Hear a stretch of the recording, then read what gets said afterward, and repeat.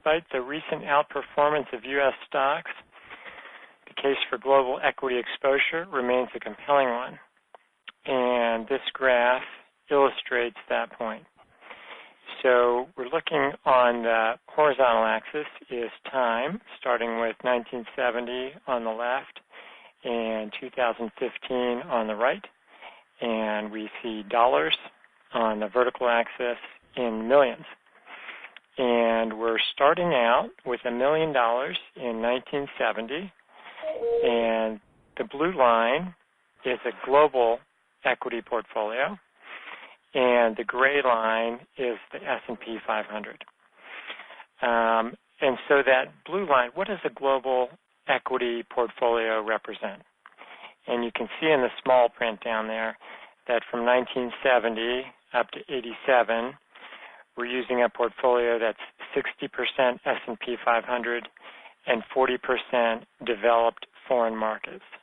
So developed foreign markets is Western Europe, Japan, Australia, New Zealand, countries generally that we would think of as first world countries.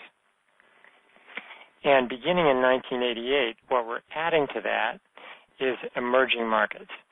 And some of you are familiar with emerging markets, sometimes known as the BRIC countries. So that's Brazil, Russia, India, China, South Africa, Mexico, Korea, South Korea, Taiwan, countries that are growing quickly, that have younger populations. And what we see there in the blue line is that with this broadly diversified portfolio, that in the long run, we come out ahead of just staying in the U.S. stock markets, which is interesting because, as most or all of you know, past couple of years, the U.S. markets have been up a lot, and the conversation can sometimes turn to, well, why don't we just stay and invest here in the U.S.? What's the point of investing abroad when the U.S. market is doing so well?